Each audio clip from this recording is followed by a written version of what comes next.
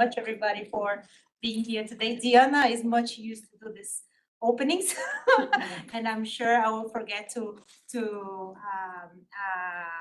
thank someone in the list of organizers, which includes the mandate of the Special Rapporteur on Toxics and Human Rights, the Geneva Environment Network, the Office of the High Commissioner for Human Rights, but we also have UNDP, UN Women, the Secretariat of the BRS Convention. We also have the,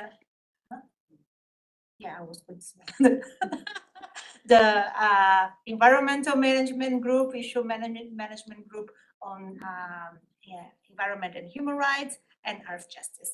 So it's a pleasure having you here. And the very reason we are here today, why treaties such as the BRS Conventions come to exist, is the vast body of evidence that shows how toxic chemicals are responsible for ongoing massive human rights harms that negatively affect multiple aspects of human rights and dignity. Human rights law imposes specific duties on states to prevent, protect, and remediate environmental harm, and the BRS Conventions are key tools to advance protection of human health and environment against those harmful effects of chemicals and wastes. These objectives are interrelated, interconnected, and synergistic. This means that the effective implementation of the BRS Conventions contributes to the full enjoyment of human rights, and this synergy enhances efforts to create a toxic-free environment. Together, MEAs and human rights law promote this holistic approach to environmental justice and human rights protection, the core issue of this event today. By regulating hazardous chemicals and waste, the BRS Conventions helps reduce our exposures to toxic substances, preventing disease and health issues related to chemical exposures, therefore advancing the right to health. By promoting the safe management and disposal of hazardous waste, they help prevent environmental contamination, which relates to the right to a clean health and sustainable environment. Proper waste management, chemical regulation can improve worker safety, which is related inter alia to rights at work. These conventions increase public awareness and participation in environmental decision-making. The right to know, a fundamental principle embedded in BRS, emphasizes transparency and access to information. The BRS Conventions also provide a robust legal framework that holds industries and governments accountable for maintaining environmental and health standards. Access to information, participation, and access to justice are rights on their own, but also elements of the right to a healthy environment. Can the synergies be any clearer? Through concrete examples, the panel will be invited to discuss progress in strengthening a human rights-based approach to the implementation of the conventions. They will also reflect on opportunities and challenges for further action, including ways to accelerate the sound management of chemicals and waste, enhance health and environmental protection, and increase efforts to create a toxic-free environment. We have a very ambitious program divided into 3 parts. This means that we will be able to achieve the 3 parts if we are good at timekeeping. So I would really ask speakers to be very, we don't want to be rude and try to interrupt, but if you go, please get the hint. Time allowing, members of the audience will have the opportunity to raise their own questions and views and perspectives on the issues that will be raised here today. Without further ado, I would like to introduce Dr. Marcos Orellana, the UN Special Rapporteur on Toxics and Human Rights. Marcos, in your work as Special Rapporteur, how do you see the progress to date in strengthening a human rights-based approach to the implementation of the BRS Conventions? Could you share your reflections on obstacles and opportunities for the conventions to further advance human rights and environmental justice? You have the floor. Thank you so much, Ana Paula, for those 3 questions. My name is Marcos Orellana. I'm the United Nations Special Rapporteur on Toxics and Human Rights. I'll, in very few minutes that we have, share a couple reflections on each of the 3 questions. So on progress to date, one big point I would highlight is the notion of integration between human rights and the environment. And so this is coming under the umbrella of the sustainable development paradigm. So the idea that environmental issues should not be addressed in isolation.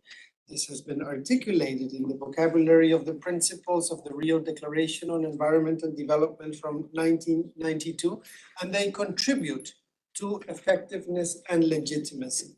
So much could be said about integration under the paradigm of sustainable development, but I'll offer telegraphic comments and move very quickly to a second point, which is the recognition that international obligations as established in multilateral environmental agreements such as the Basel Convention or the Rotterdam Convention or the Stockholm Convention exist in parallel to human rights obligations as established in, say, the International Bill of Human Rights, International Covenant on Civil and Political Rights, International Covenant on Economic, Social, and Cultural Rights, regional agreements.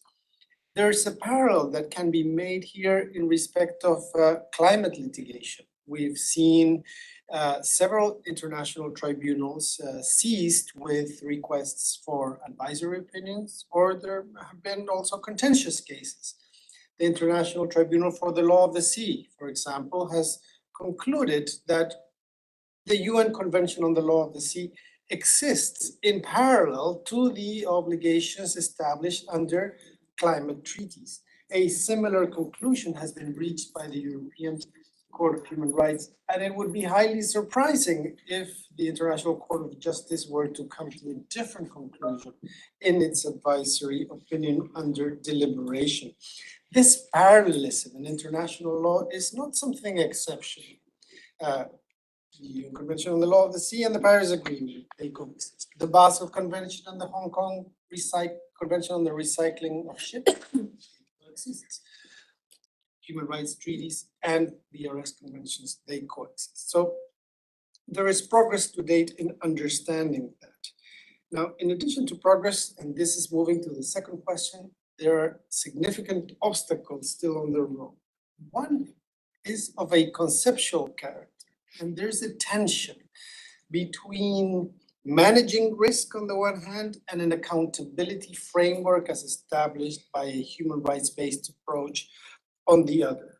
When we're talking about managing risks, and multilateral environmental agreements such as BRS are often designed to deal with that frame, there's a balancing of equities, there's a balancing of interests. And so we find languages such as reducing risks or reducing emissions or minimizing risks or minimizing exposure, which is different and very different from a human rights-based approach that establishes rights and duties and means of accountability, and that focuses in the context of the chemicals and waste cluster on the prevention of exposure. So there's a conceptual tension there that I will present as an obstacle. And a second obstacle are the limitations of science policy interface platforms. We see that in the Rotterdam Convention, where there's a complete breakdown of the science policy interface platform, with the Conference of the Parties being totally unable or unwilling to follow the advice of the scientific bodies under that convention. Under the Stockholm Convention, we see the limitations of listing processes that go chemistry by chemistry, so chemical by chemical, dealing with hundreds, if not thousands, of chemicals, many of which belonging to a class. So that's a second observation, and moving very quickly to opportunities for the human rights-based approach to BRS. As Ana Paula, you mentioned, first point is that there are certain elements of a human rights-based approach already included in the Basel, Rotterdam, and Stockholm Conventions. Their preambles refer to human health and the environment. Preambles also, some of them refer to people in vulnerable situations, indigenous peoples, among other elements. This is important for the interpretation and further development of these regimes. Secondly, there are tools for prevention. If we look at the Basel Convention, and so the entry into force of the Basel ban that bans the export of hazardous waste from, I'll say, for short, industrialized countries to developing countries. There are many nuances there, I'm aware of that. This is a very important tool for prevention. In the Rotterdam Convention, there are expressions of shared responsibilities and tools for the strengthening of institutional capacities. And in the Stockholm Convention, there are clear provisions for the elimination of hazardous chemicals. So there's an opportunity there for synergy, certainly. And the last point in terms of opportunities has come from the Human Rights Council and the UN General Assembly in the recognition, first time at the global level, of the right to a clean, healthy, and sustainable environment. Those resolutions, they explicitly speak to the importance of multilateral environmental agreements for the effective realization of this right. That brings in concept of international cooperation, means of implementation, issues concerning the right to development and other rights.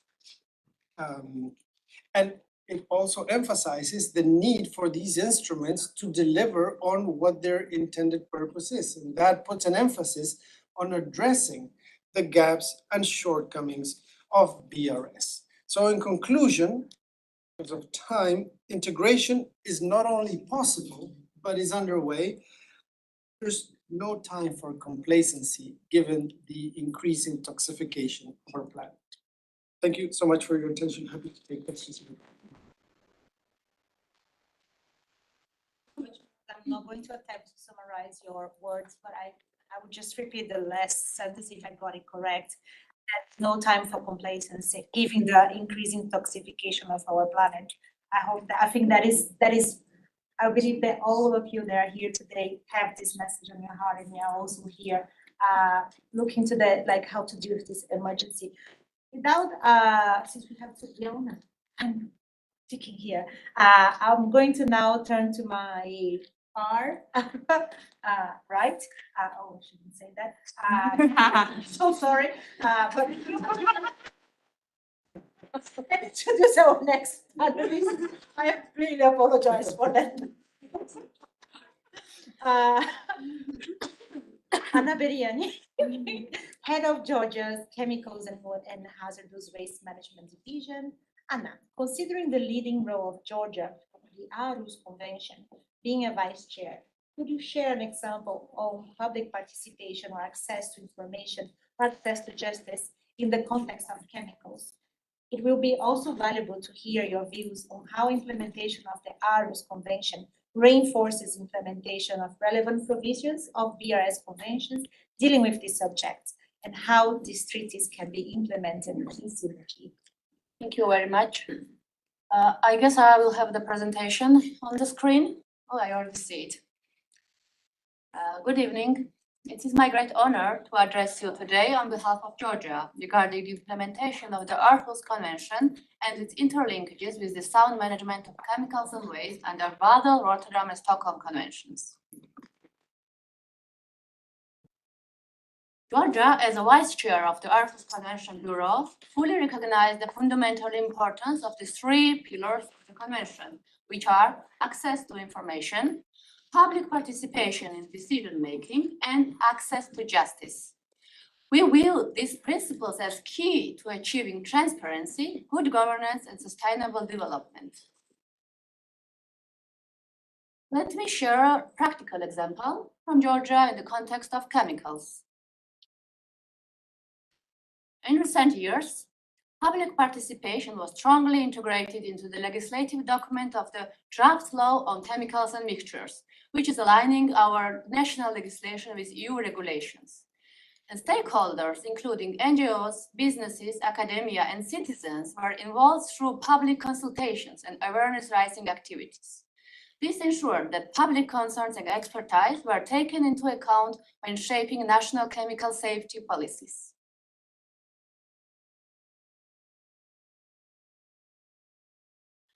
Implementation of the Aarhus Convention reinforces the BRS Conventions in several important ways. Access to information empowers the public to understand the risks posed by hazardous chemicals and waste. Public participation ensures that communities have a voice in decisions related to the use, trade, and disposal of hazardous substances. Access to justice enables citizens and civil society to hold authorities and operators accountable for environmental harm. Through these mechanisms, Aarhus principles make the objectives of Basel, Rotterdam, and Stockholm Conventions more effective at the national level. Moreover, synergies between the Aarhus and BRS Conventions can be realized through integrated reporting, where public participation activities inform national compliance reports under BRS, joint capacity building efforts, strengthening both environmental governance and chemical safety, public empowerment, ensuring communities help monitor hazardous waste movements and chemical safety, and multi-stakeholder platforms, where civil society, government, and private sector collaborate on national chemicals management strategies. In Georgia, we are actively pursuing these synergies. For example, we have established multi-sectoral working groups for chemical safety and waste management, ensuring civil society organizations have a seat at the table. However, challenges remain. We must continue strengthening public awareness, improve the capacities of public servants, and foster broader societal engagement, especially at the local level. Georgia remains committed to overcoming these challenges with the support of international partners. In conclusion, the full and effective implementation of the Aarhus Convention not only fulfills our human rights obligations, but also makes a decisive contribution to achieving the goals of the Basel, Rotterdam, and Stockholm Conventions. Together, these instruments offer a powerful framework for protecting human health and environment and the rights of future generations. Thank you for your attention. I hope I was in time. You were perfect. Holidays in Georgia, and I know Madloba. Arapers. Thank you. That's all I can say. But You know, if you know this word, you will win any heart of any Georgian. thank you very much. You won mine already. Our next speaker is Siddiqa Sultana. She's the Executive Director of the Environment and Social Development Organization and a member of the Bangladesh delegation. I have a question for you. And I must say that I have been trying to have her on the panel for a long time. So I'm delighted that today it happened. I have a question for you. Drawing from your experience, could you share how the BRS conventions have contributed to the work to achieve environmental justice? Thank you very much. So it is really my great honor to be a part of this event and also the great opportunity to have this type of discussion we can. So all we know, we gather to reflect on an essential and timely topic, how the Basel, Rotterdam, and Stockholm Conventions have advanced the cause of environmental justice around the world. And together, these three global agreements have played a crucial role in promoting the sound management of hazardous chemical and waste. They uphold the fundamental rights, all the people, and especially those in vulnerable and developing communities to live in a healthy environment. And by strengthening principles like prior informed consent, transparency, and international cooperation, the BRS Conventions have moved us closer to ensuring that no one is left behind in decisions that affect their health and environment. They have supported the capacity building in countries most affected by toxic pollution and empowered local communities to be part of the solution. So, however, we must also acknowledge the work that remains, enforcement gaps, unequal responsibilities among nations, and limited resources continue to hinder full environmental justice. To truly realize the goals of the convention, we must deepen our global solidarity, strengthen compliance mechanism, and prioritize the voice of those most impacted. And I'm very sure, in closing area, the BRS Convention have laid a strong foundation, but the path toward a truly right base and just environmental future in ongoing. let us continue to work it together. So this is also our all of our we want is together we can work. We can work for the future generation for a healthy environment. And this is their priority, and this is their demand, and this is their, of course, the opportunity to have with us. Thank you for.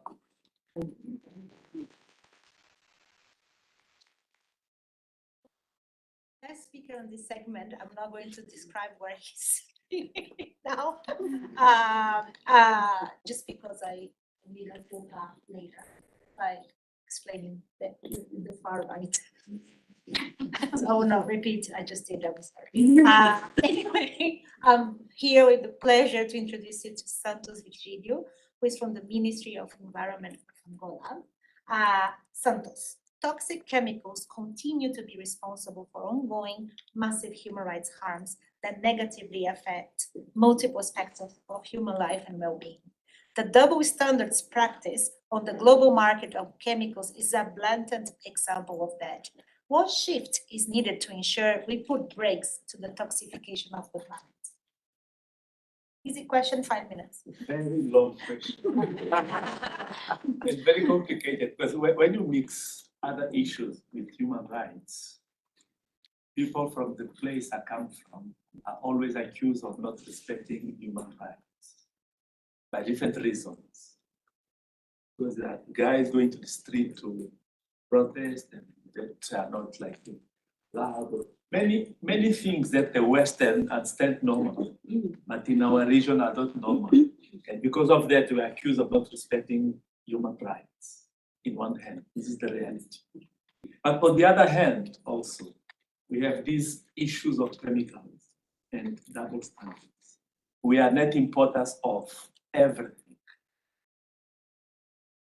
So speaking about human rights and taking it into toxicity and chemicals and wastes, start by treating Africa and other developing countries as dumping sites. Those who claim to be the ones defending human rights are the very same sending or making our places like dumping sites for their wastes. So this is an issue. And the other one, as you mentioned, double standards. If it's human rights, means that all human being is the same morphologically and even in terms of rights, civil rights should be the same. So how to understand that products which are done somewhere else, which are prohibited to be used in those countries where they produce, but they keep on producing them and sending to other countries. We see other people living there, also human beings. How to understand it? How come when we raise the flag of human rights, if you are not respecting the rights of other human beings living, only for the fact that they're living in other places, out of our places, and because they are in need of everything, and yeah, it's a bit tricky to understand. How can you propagate that you are defending human rights, and if in your pursuit, in your daily business, you are not respecting the rights of the others, unless you don't consider the others as human beings? So how to revert it? I think it's a time of sitting down, reflect a bit, to understand exactly the ecology, the dynamic of ecosystems, and saying, we used to say, when we were discussing the GFC, we said, you guys producing, you guys claiming that, okay, you don't want to spend money to give to developing countries. You still need people that you are killing. So if you are killing people, who want to buy your products? It's also this, it's a bit tricky because, okay, when you are working, you need to produce. If you are producing, you have to get profits. But you cannot get profits out of the life of other people. Yes. Because you'll be reaching a point that you will not have any buyer anymore, because your weekend, your potential clients, your customers are dying. So in terms of human rights is a flag which sometimes is not properly called to this one, but the concept of human rights will be applied when we are discussing business on chemicals. See which what we want to be living in. Since we consider this a global village. That we're in the same village. If we treat each other differently, later will pay all of us. Of course, starting from the others, but later or soon, the same consequences will reach us because the world is just one. I think 5 minutes already done, eh? You've done great. More than enough. Well, I think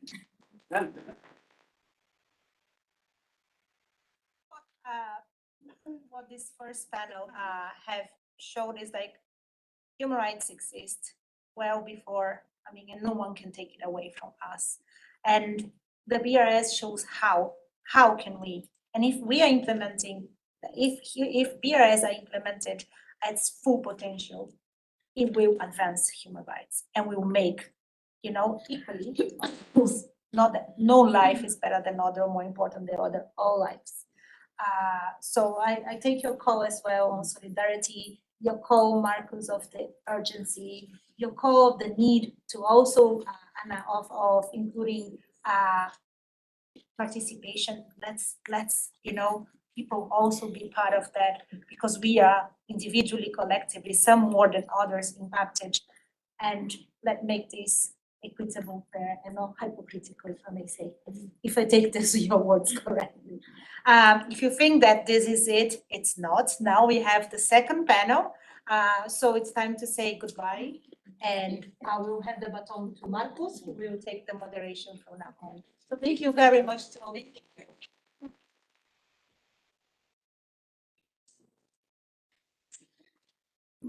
Hello.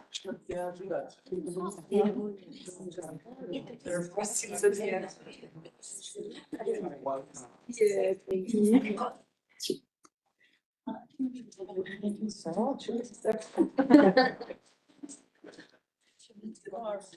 Okay, because we've had something else. You don't know about. Okay.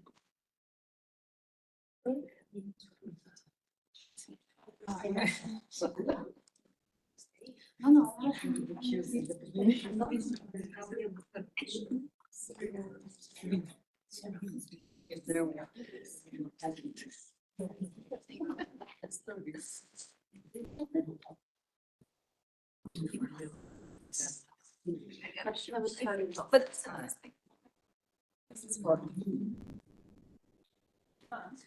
I think that's a big deal.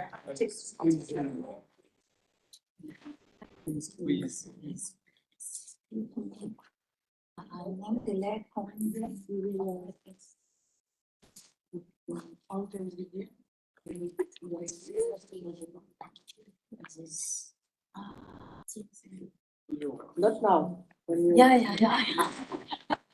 Don't do it.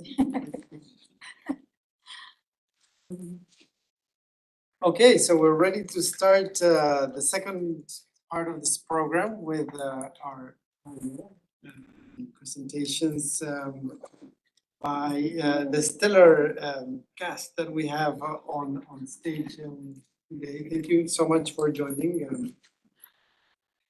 Will not repeat what was said earlier, or I will jump right into introducing our speakers in the order that we've aligned them.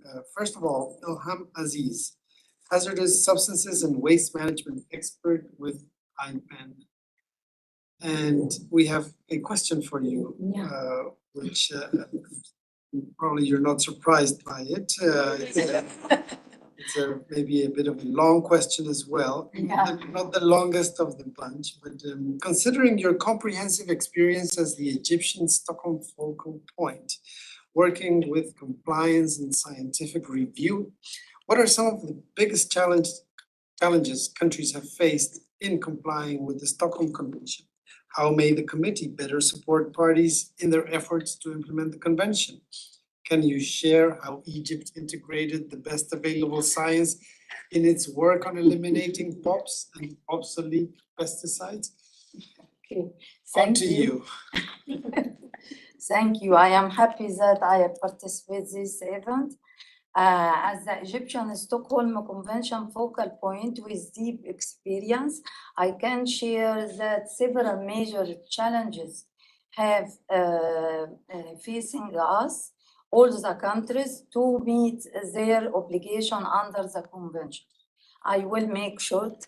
The limited technical capacity, especially is the POPs laboratories, how to monitor, make a monitoring insufficient financial resources to get rid of the or save disposal for POPs, or to make update our inventories, regulatory and legislative gaps, because it's difficult for our national regulation to meet the listing, because the listing of the chemicals is very fast. And the same, we have a problem that when we start to submit projects, it take a long time, and the listing is very, very fast. Data gaps, a lack of update inventories, public awareness, and we facing all this by we overcome all this with BRS. It help us too much. Oh,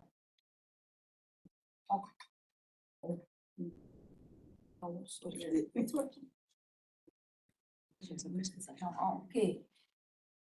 Can I, it's better for me.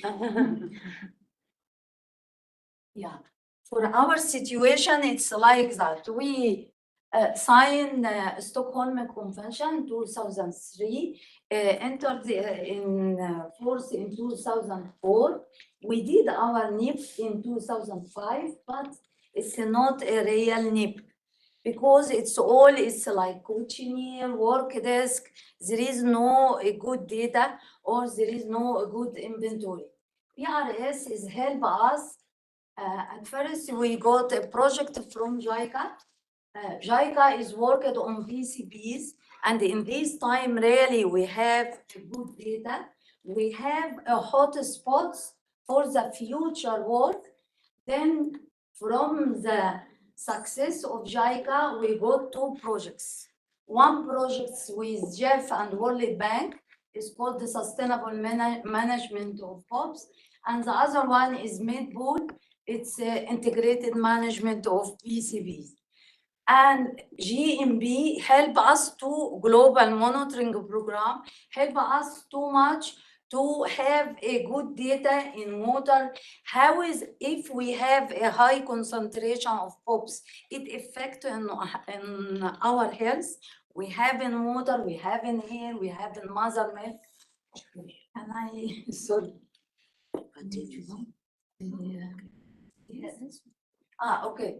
We can so fast. It's our situation. Our situation, a lot of transformer out of order, a lot of oil contaminated by PCBs. We haven't any idea about how to control it. And then we start our project with JICA and get rid of them outside of our country by international company. And we trained some Egyptian company for sustainability.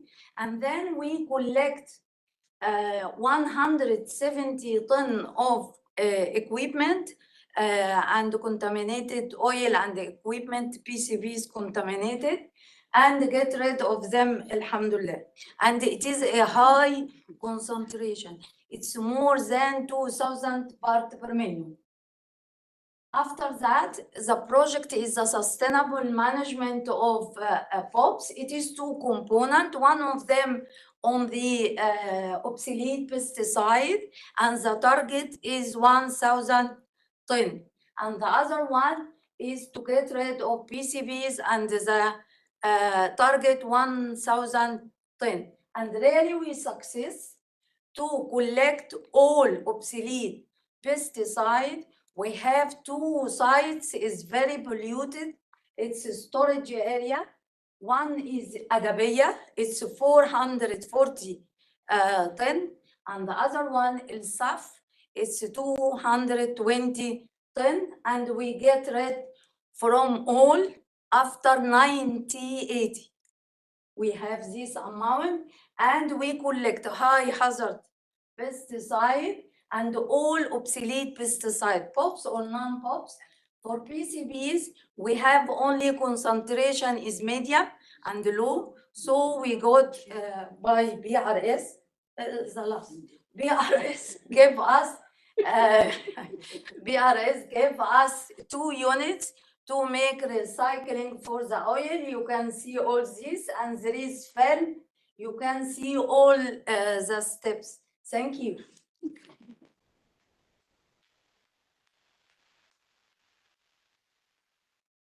Thank you very much, Ilham. So without further ado, I'll move very quickly to our next speaker, Eileen Lucero. She is the National Coordinator of Eco Waste Coalition Philippines. And have the floor for 5 minutes. Question. Oh, sorry. Oh, this is a. We know it works. So in 20. I did. in So you have a 2019 time limit for the questions. Yeah. Thirty There's- seconds. there's- In 2019, the Basel Convention agreed on new rules that require exporters to secure prior informed consent from importing countries for shipments of all but a narrow set of non-hazardous plastic waste. These rules require trade controls for plastic waste that will not be subject to recycling. At the last conference of the parties in 2023, the updated technical guidelines on the environmentally sound management of plastic wastes were adopted. However, loopholes and limitations of these amendments have been identified. For example, exporting plastic waste as an alternative fuel. The Eco Waste Coalition has previously called for the prohibition of all exports of hazardous wastes from rich nations to countries like the Philippines and for the ratification of the Basel Ban Amendment. Why are these amendments important? And what may be the consequences of their lack of implementation? So long, but thank you for giving me the opportunity to share our perspective about the matter at hand. Again, my name is Eileen Lucero. I'm from the Eco Waste Coalition in the Philippines, also a participating organization of IPEN. The Basel Convention is a very important instrument to fight toxic waste trade and promote national self-sufficiency in waste management. As well as it has the power to uphold the unsaleable human right to a clean, healthy, and sustainable environment.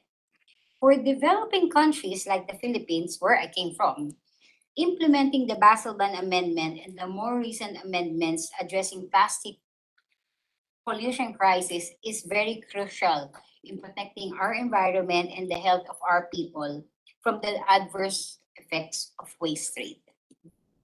These amendments, if duly implemented, empower and offer legal protection for developing countries. Lack of capacity or resources for the environmentally sound management of hazardous waste and other waste. Not implementing these amendments will have dire consequences, no? And then considering the limited time, and I would like to sum up the negative implications of not implementing the amendments. No? So first, with regards to the Basel Ban Amendment, its ineffective implementation perpetuates the business as usual, driving unscrupulous traders to continue exporting hazardous waste to developing countries, no, in the guise of recycling, and causing environmental and health damage to countries where such waste ends up being recycled, dumped, or burned, while straining limited funds to clean up and rehabilitate contaminated sites. Second, with respect to the plastic waste amendments, ineffective implementation such as ignoring the refuse-derived fuel transboundary movements leads to the continued export of plastic waste to developing countries, posing environmental and health problems such as workers' exposure to hazardous chemicals in plastics, such as flame retardants, plasticizers, and persistent organic pollutants, and the contaminations of communities from the improper storage, treatment, and disposal of such waste. The continued importation of plastic waste aggravates current waste and pollution problems in the developing countries.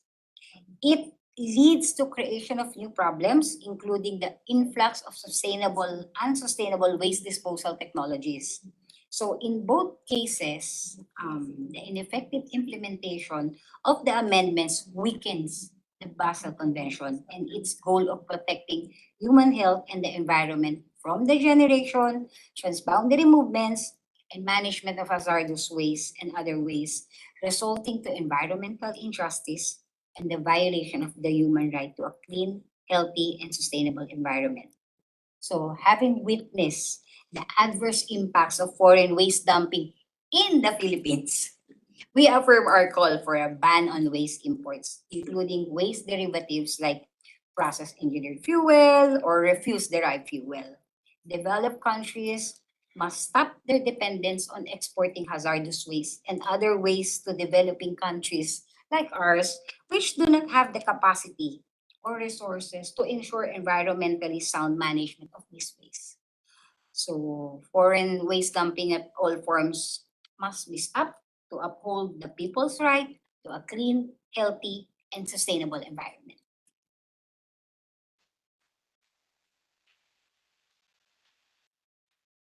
Thank you so much, Eileen, for speaking to the importance of the amendments introduced to the Basel Convention recently, as well as the consequences of their insufficient implementation. Next on our list of speakers is Gohar Oyayan, communication specialist at Armenian Women to Help Healthy Environment. Question for you too. And the question is, a number of hazardous chemicals are known, suspected, or potential endocrine disrupting chemicals. Both male and female reproductive health is highly sensitive to and adversely affected by these chemicals. However, women may be particularly susceptible to the negative effects, particularly women from marginalized groups.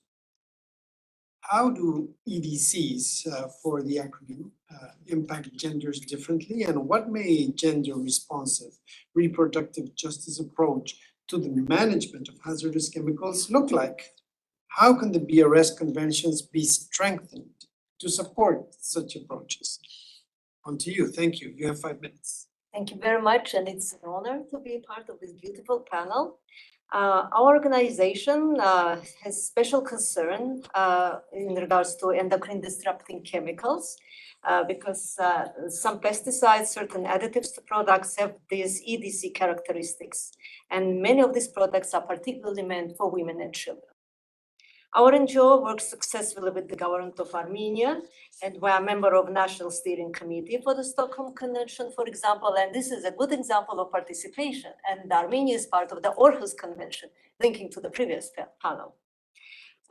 So a recent example of such participation is the awareness raising part of the ongoing GIF enabling activity project, review and update of the national implementation plan for the Stockholm Convention, in Albania, Armenia, and Kazakhstan. Without BRS conventions, this opportunity to work with the government of Armenia wouldn't have existed. The implementation of BRS conventions in Armenia is helping tackle the lags in addressing chemicals with endocrine disrupting characteristics such as pesticides, PCBs, POS, PFOS, and others.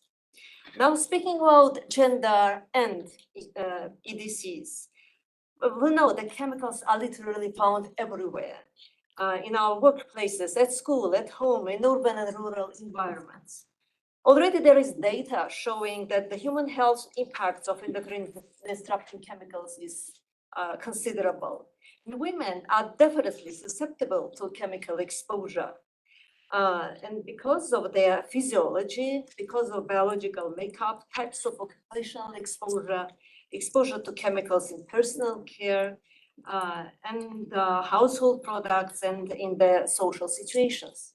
Chemicals enter our body predominantly by oral route, as we are consuming food and water from containers, and these chemicals are leaching from these containers or the products. Then contact with the skin, these are cosmetics that women like, the antibacterial, the sun tans, etc. Then inhalation, pesticide spraying and air pollution, and chemicals in the body of a pregnant and lactating women may also transfer to fetus or infant via placental transfer or through breast milk. So ATCs are linked, as you know, to neurological and behavioral disorders, obesity, metabolic dysfunction, reproductive disorders, and hormone-sensitive cancers. So there is a vast amount of manufactured chemicals in use today, but the identities of many of these chemicals are not known. And not all countries screen and regulate many known potential EDC. And numerous compounds have yet to be tested for EDC activity and the impact on health. Now, what about the BRS conventions? The BRS conventions can more effectively address the intersection of women and chemicals by systematically integrating gender analysis into national implementation plans, into policy development and reporting mechanisms. This includes collecting sex disaggregated data on chemical exposure, especially at high-risk sectors such as informal waste management and agriculture, where women are overrepresented. Parties should incorporate gender-responsive risk assessments and prioritize the phase-out hazardous chemicals that disproportionately affect women's health, including, of course, the ABCs. There is a need to increase the availability of information in public domain about the chemical additives in products and their health effects, and further establish policies and systems to support the substitution of hazardous chemicals with safer products. There is also a need to form policies that focus on phasing out hazardous chemicals with especially high impact on women. Policy frameworks developed under the conventions should mandate gender impact assessment and include gender-specific objectives and indicators in national implementation plans. And national legislation should reflect differentiated exposure pathways and health outcomes for women, particularly among vulnerable groups, such as indigenous women and those in informal economy. And the lack of technical and legislative framework and funding, especially for research, is holding back, for example, progress in this area in my country. And finally, strengthening collaboration with the BRS regional centers can serve as a platform for gender-focused research and exchange. And of course, the networks like IPEN can, with all the participating as organizations like we have here present, several of them, which document and advocate on gendered chemical impacts, and that will help ensure that BRS implementation advances both chemical safety and gender equality.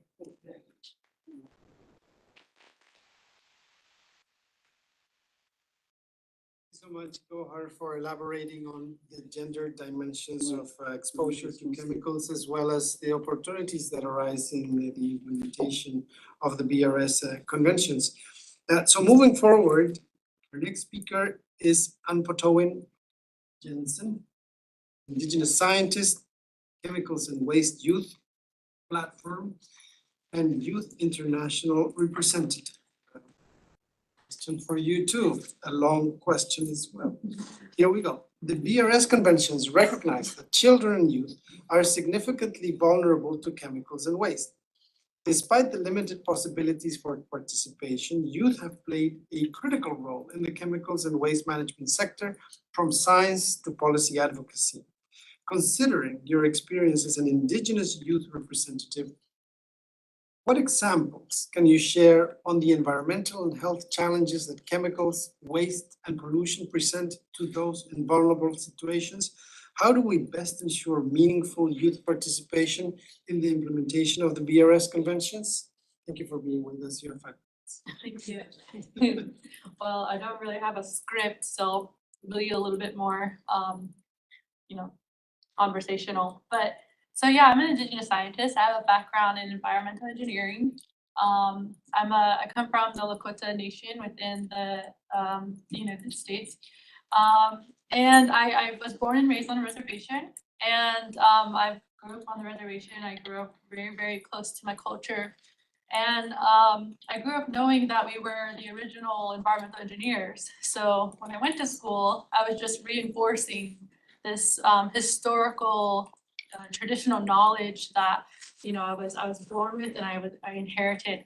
And so as I went off to college, I started learning more about history and its impact on my people, but all people globally. And a lot of the characteristics that are on the reservation are very similar to those in developing countries. And so knowing that, I was very inspired to come to international platform and collaborate with other international youth and learn from what they're doing to solve issues within their communities.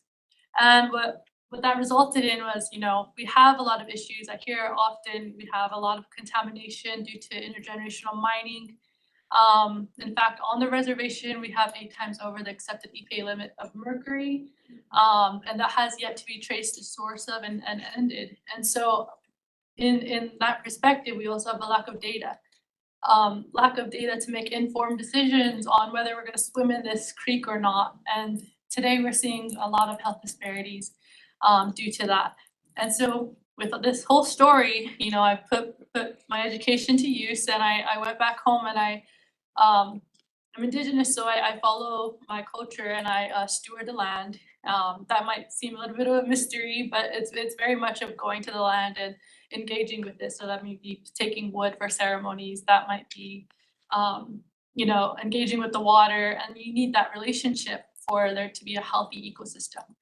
And so picking plants so that they grow back the next year. And so having a real personal experience with that, I really wanted to protect our water. So what I did, I said, well, we're missing all this data. We're not going to wait on the government to do it. It's been 20, 30 years before any action has been taken. So let's mobilize the youth and let's start doing this. So we went out, we took samples. We took soil, water, sediment samples, and we were trying to identify the source of this mercury. Luckily, we found lower contents in that area, but the story continues, and we're still looking to fully address and stop that issue. But the key point is that youth are really, we're here, we want to change the world, we want to help our communities, we're here, we want to learn as much as we can from all of the experts here and channel that back to our communities and empower them. So I'm here today because this framework, I use it. All of the frameworks that we use that are addressing and the disparities of young people, of women and reproductive health, I use this and I teach my community and young people how policy is being drafted and that's supporting us regardless of the current state of the climate, the political climate, etc. But we have people out here working internationally that support us, that want this work to continue. And so that's how young people, the ICU, we take action and we utilize these frameworks, we put them to use and we implement them. So I'm really grateful to be here, and I'm so excited to see all of this great work happening. And I just want to give a shout out to the youth platform. We're here. We had a forum yesterday, and continue to support us, continue to reach out to us, support these constituencies, embed what we're trying to incorporate in this framework. Youth, Indigenous peoples, Indigenous youth, incorporate that into the framework because it works and it helps. And it does help, especially my people see beyond, maybe the political barriers or the local issues that we have to see further. So that would be my talk.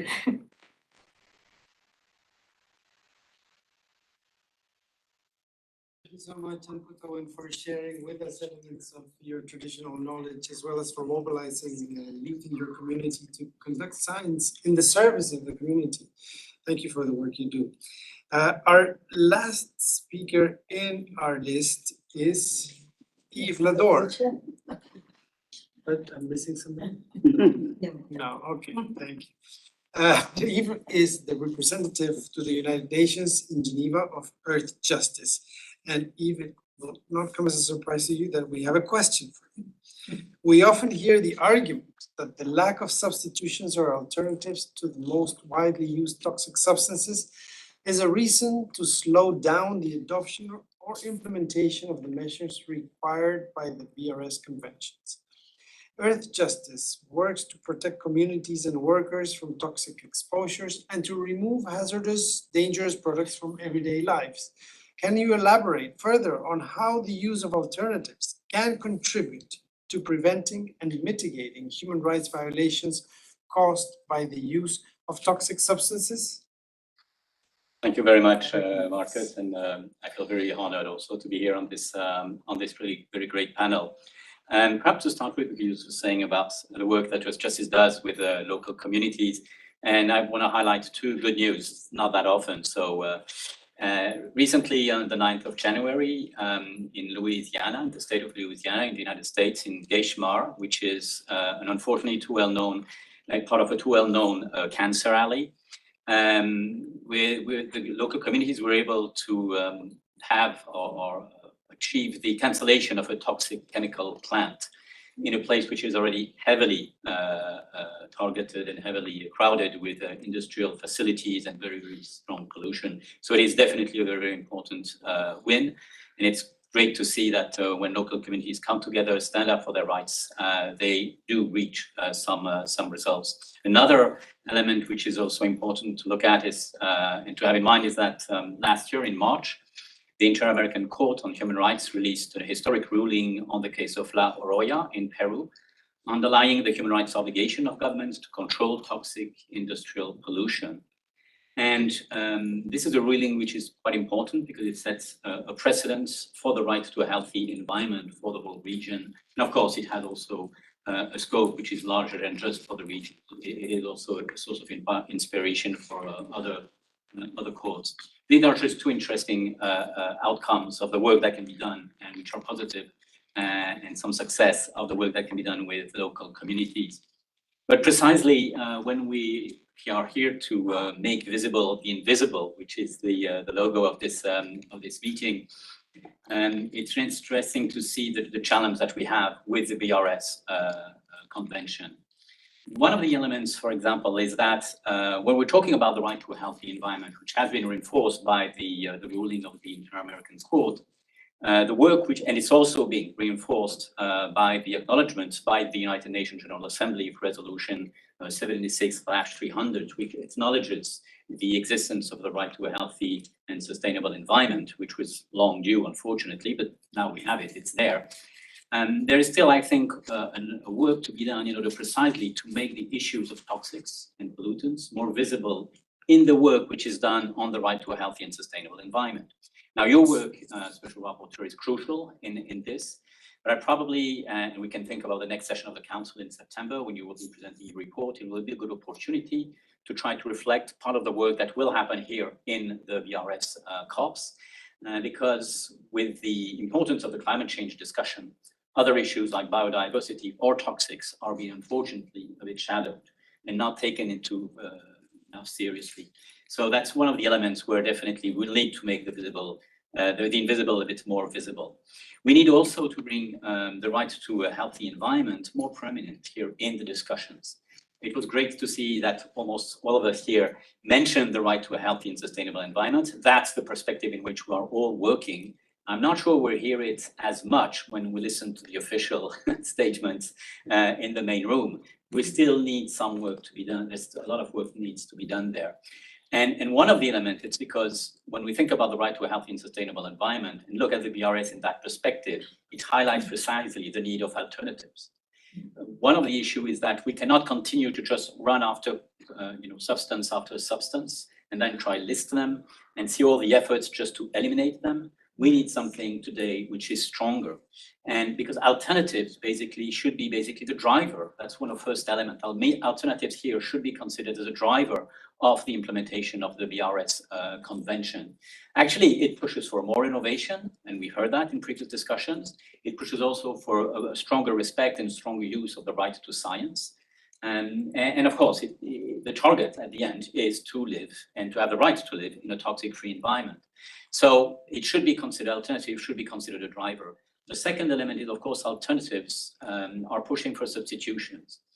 Here we have to be very careful. There's two things. One is the substitution of substances, but of course it has to be taken very seriously, and that's where the right to a healthy and sustainable environment is so important. We must not substitute one substances to another problematic substance, which is unfortunately too much the trend.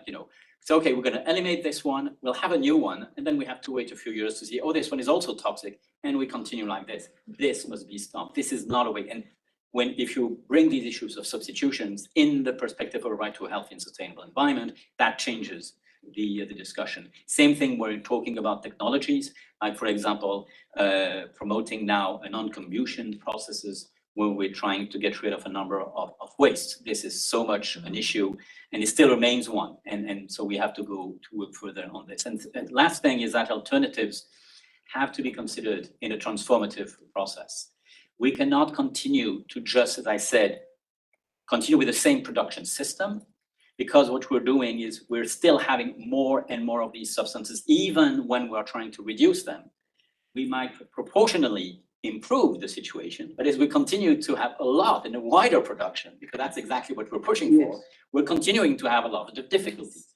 So we need this guidance of alternatives in order to really use the BRS, as a tool within a transformative process. So this is really extremely important, and I think in a conclusion is when we see the question we have for our discussion, how far have the BRS Convention reached the implementation of a right to a healthy and sustainable environment? Well, I think how far means today we should probably look at and work on the creation of a working group within the BRS on alternatives. I mean, this is a very serious proposal. Probably it should be linked to the synergies, because each of the convention has a specific element to include how they are contributing to alternatives and how they are viewed as alternatives. But there is a need now within the BRS process to go one step further and to think all of this process as being contribution to alternatives. Thank you very much. Thank you so much, Yves, for presenting success stories. We don't hear those too often, and also for elaborating on the key role of alternatives and substitutions, especially in the light of the right to a clean, healthy environment. So with that, we have concluded the second part of our program, and now it is my real pleasure to open the floor and invite interventions from the audience. And to start, the first person to take the floor, we would like to welcome Dr. Seginot Medina from the Alaska Community Action on Toxics. Thank you so much. Should I speak from here? Is that okay? It's okay. I believe there's a microphone up. Yeah, right? I guess I can speak loud. People can hear me, right? Asking if you could stand up. Yeah. Yes. Is that okay? Yeah, thank you so much, and great panel. And it's great to coincide with Dr. Marcos Orellana. We met in Washington, D.C. talking about human rights and mechanisms to make justice for people that are suffering from military pollution, specifically in Alaska. Like he said, my name is Amari Seginot Medina. I work I'm the environmental health director at Alaska Community Action on Toxics in Alaska. We work environmental health justice, mainly with Alaska Natives in Alaska and remote Alaska. I call it an extreme sport because with now climate change and the extreme weather, going to work with the communities is really challenging. Specifically, we work with a community that is an island, Sibukak Island in the middle of the Bering Sea. Two communities of 1,600 people that are being sadly affected by military pollution left behind by the Department of Defense of the United States government.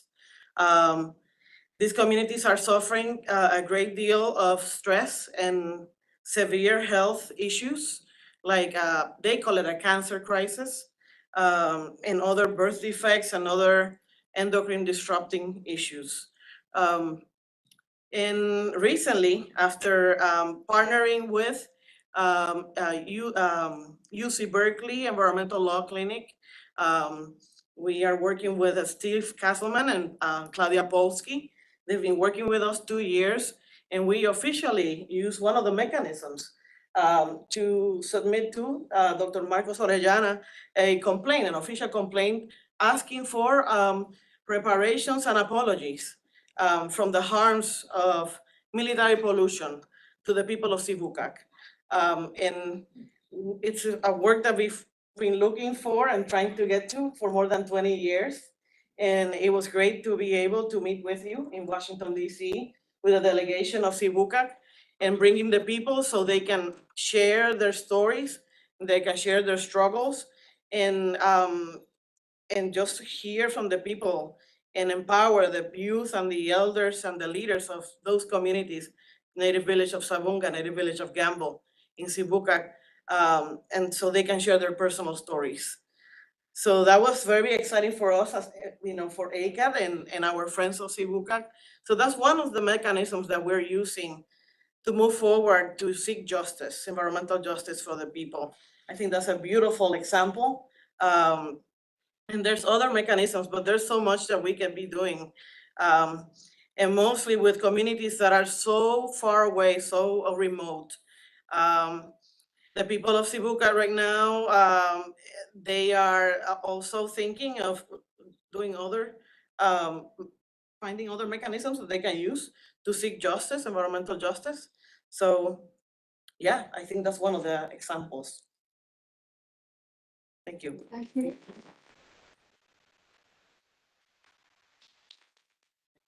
Dr. Seguinot Medina, for sharing that example with us. The floor is open to any reactions and questions, comments, elaborations. We have a question up in the front, another middle line, and another. We'll take those three and we'll go from there. Please introduce yourself. Hi, my name is Sylvia Mitsunas and I'm from Canada. So I was really interested in what Aileen had to say. And I'd like to focus in on one specific thing that I had a question about, where you said we really should, well, you said the ban wasn't working. And I guess I'm surprised Canada takes its responsibilities with respect to the ban pretty seriously.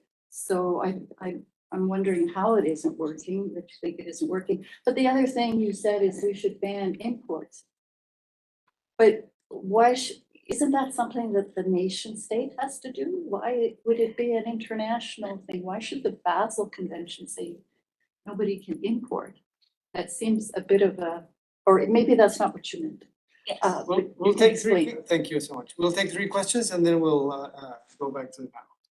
Please. Yes, thank you very much. My name is Brian Kipinji. I am a young researcher from Kenya. First of all, congratulations, Abdel, for the amazing work that you're doing. I just wanted probably to ask, could you share with us what coordination mechanism that in Egypt is being implemented to bring the CSOs on the ground? Because we know that most of this transformation and most of these processes is done by the CSOs. And then lastly, to the amazing panelists, I think this is an open question to Ampo Publicuya. Sorry if I don't pronounce your name correctly because of the part of my world and event. Is the problem really that, is the problem with the data issue, because it has been mentioned, is the problem with the data issue that the data is not accurate, or the problem is the data is not being disseminated, or is that there is a shortage of data? So is it either of these three things? Is it that there is no data, or the data is there but it is not accurate and localized, or the data is there and it is localized but it is not being disseminated? So probably shed some light there. Thank you very much. Thank you so much. Please. Hi, I'm Sasha with Women Engaged for a Common Future. Thank you for this wonderful panel and the previous one. And I had 2 points. The first one is on what we just heard also from the indigenous peoples from Alaska and their amazing work on bringing, this to a legal level, getting reparations, as I understand, from for pollution, which I think is really key. And I know Marcos, and if you're also looking at more legal ways and you have supported court cases, also in my country, I'm from the Netherlands. We have a DuPont Chemours factory, which has been polluting with PFAS, which is a forever chemical. We have it now everywhere in our drinking water. The official agency told us now over Easter not to eat eggs from your garden anywhere in the Netherlands because they're so polluted with PFAS. It's going to cost 100 billion euros to clean up. But most of all, it has endocrine disrupting and carcinogenic properties. And I was so shocked to find out that 1 in 2 people in the Netherlands already developed cancer during their lifetime. And a lot of this is due to chemical companies which continue to have licenses. Even this DuPont sister company in the Netherlands, their license is still open. It's being a little bit strengthened here and there, but they're still operating.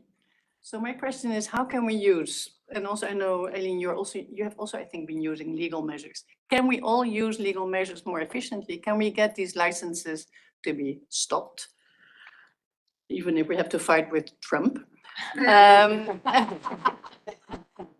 Because DuPont is an American company and the family who owns it is one of the richest billionaires families in the US. Now, how do we stop these people when they're killing us, right? So that's one question. And my second question was, can we use the Aarhus Convention? We heard it from Armenia. It's about transparency, it's about public participation, but in Georgia, where we have an office, we're now closing our office because we are under threat of having to be sent to prison because we're no longer allowed to work on political issues. And they call this doing political work. And I can't have my colleagues be sent to prison for 5 years. So all the NGOs are closing. So what about public participation? How can we have an Aarhus Convention if countries are forcing NGOs to close down?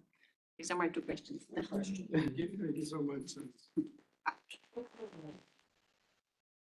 You can take them in order. Okay. And, start with you, Eileen, and then move to Elham, and then Eve. Perhaps you can tackle some of the legal dimensions, and Ohar and Anpo tackle the issues of coordination and data, if you feel that you want to speak to that among the other issues. So Eileen, please. Thank you for the question.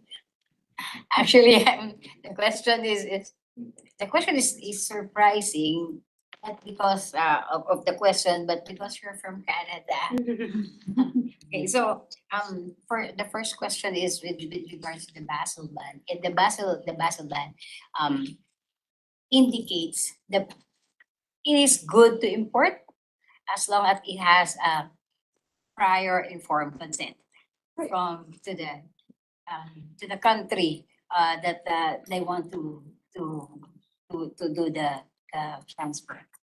But then I'm mentioning earlier that there is an ineffective implementation because as long as it is used and it's guys for recycling, regardless of what it is inside, it is being allowed in developing countries.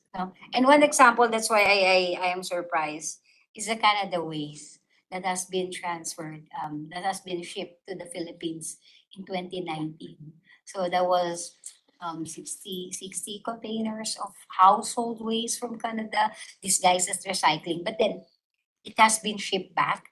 And then thank you for the Canadian authorities for shipping it back and have it processed for, although it took 6 years, but then we're really thankful that the cooperation still does not dies down even for the 6 years, and at the end Canada still have the responsibility of getting those goods. So But the point I was trying to make was you were saying that you need a ban on import, and there is a ban now on exports on the OECD countries, right? So, yes. So that couldn't happen now because that happened. That's in law. So I'm just wondering, are we talking about changing the prior informed consent process? No, but then some of the developing countries are not part of the OECD. No, but they can ban, and it's the exporters who cannot export. we cannot export and we cannot import also without the prior information. We're just saying you don't have not import. You can Yeah. simply Um, say, but under I- your domestic law or your decision. So I just found it interesting that you mentioned that because there is a ban now. Yes, because the ban doesn't cover the developing countries like Southeast Asian countries, which usually where the foreign waste dumping are being, Between the South. yes. And we can continue this exchange bilaterally also. Yes. Take it outside, but we'll conclude in a few minutes and then these discussions will continue. On to you, Elham. Thank you for your question. Really, I know that all the countries is suffering like us before, alhamdulillah. I will tell you anything you want. I will leave, if you need any help, I can help you. How we apply this really on the ground. When I start my work in hazardous substance and waste management department, and I find our national implementation plan, I am very happy because it is my country is make first one. But when I read it, really I read it not like expert, because in this time I don't know anything about POPs.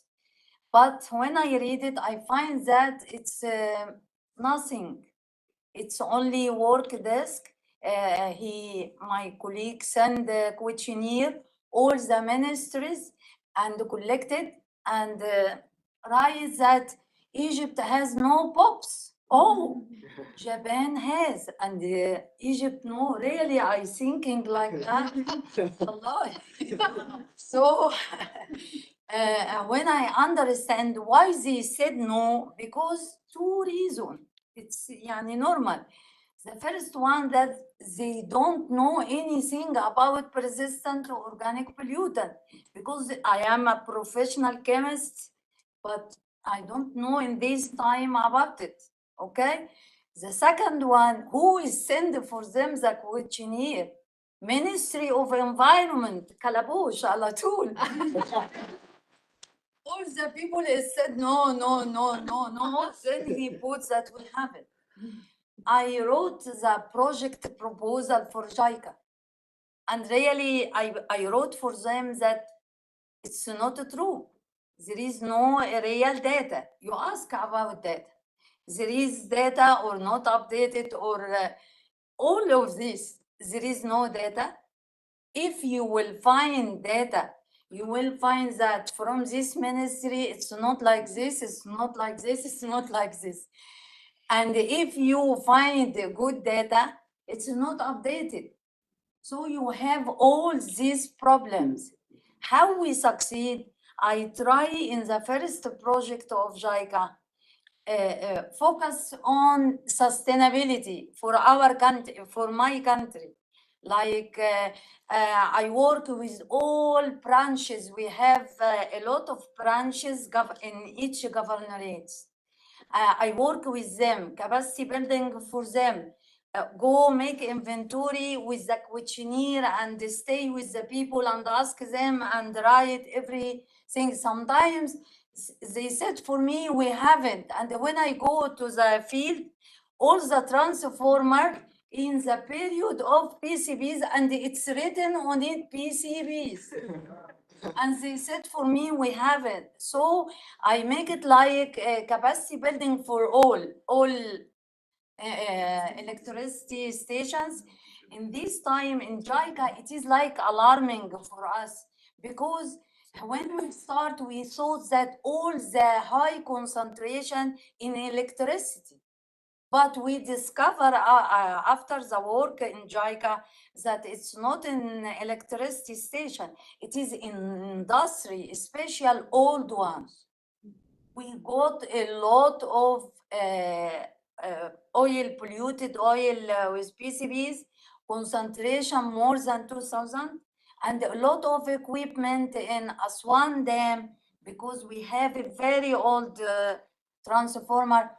We lost a lot of oil because some people, because they haven't information, they use it like a good smell, because PCBs has a very good smell.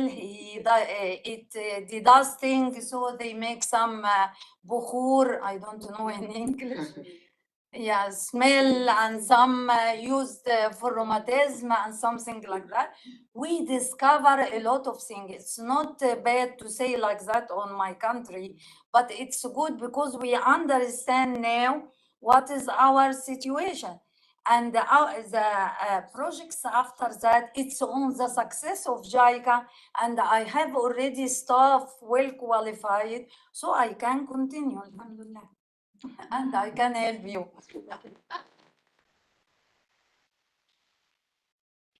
To you is perhaps you can share some thoughts on the legal avenues and perhaps also on ARMUS. Yeah, well, I'll start with that because on legal avenues we could be might be long. But yeah, on ARMUS, thank you, Sasha, for your question.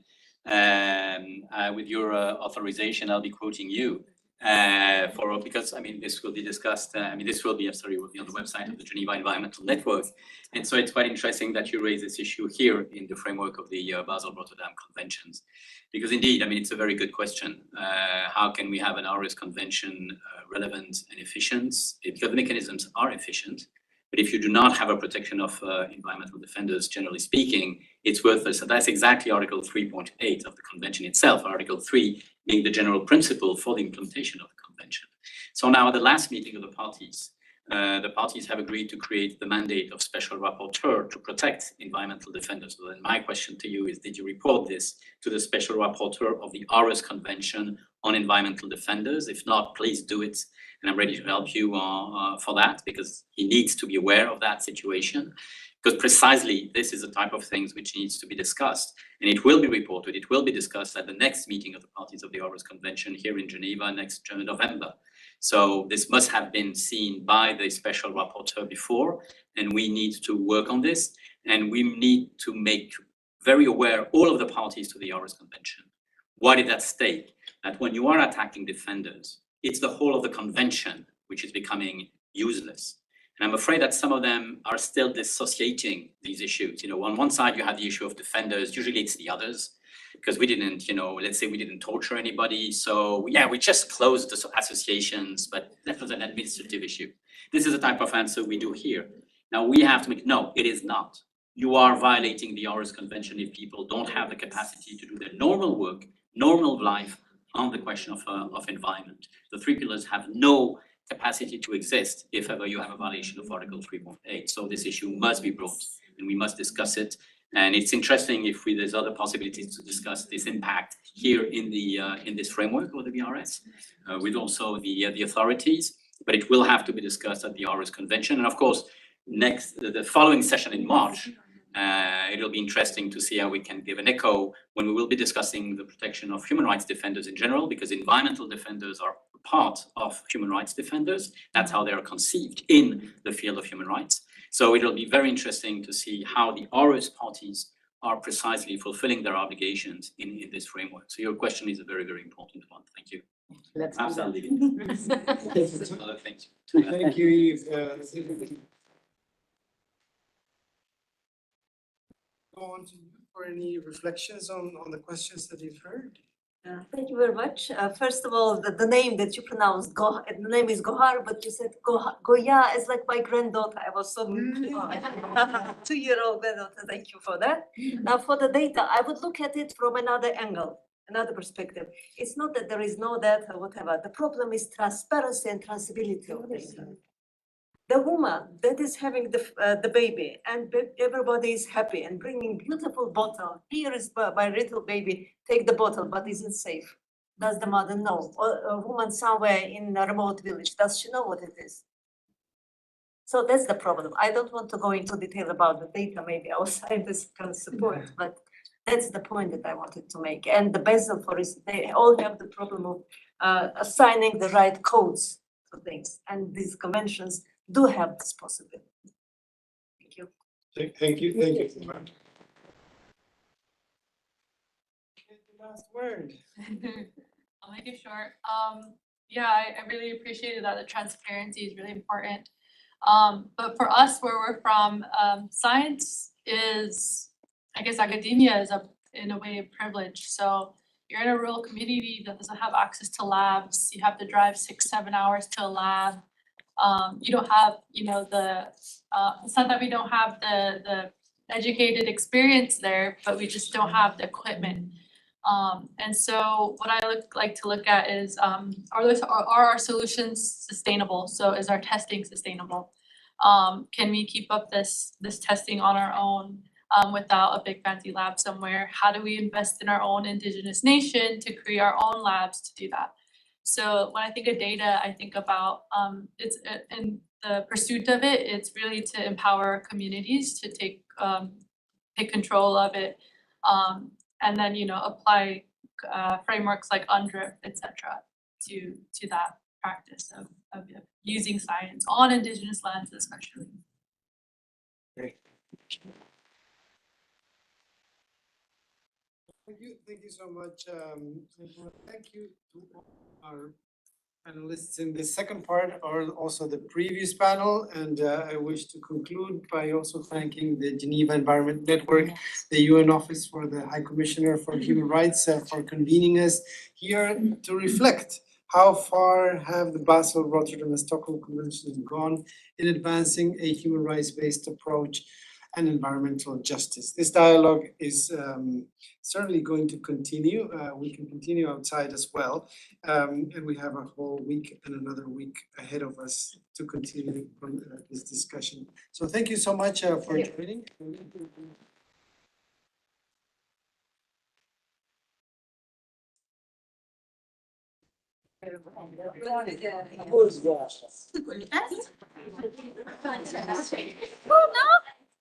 Energy in the room.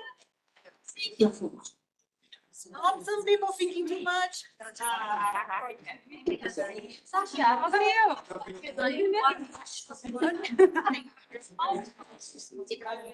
Did you arrive? My colleagues are having trouble. No. Oh, hi, I'm Sonia. From the Oh, right. You send me an email and I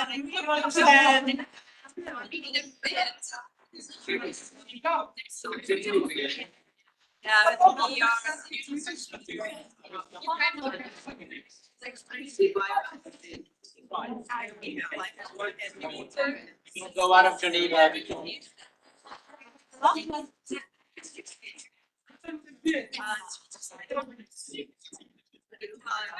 time to see each other in the next few months. Find the name. That's disappointing.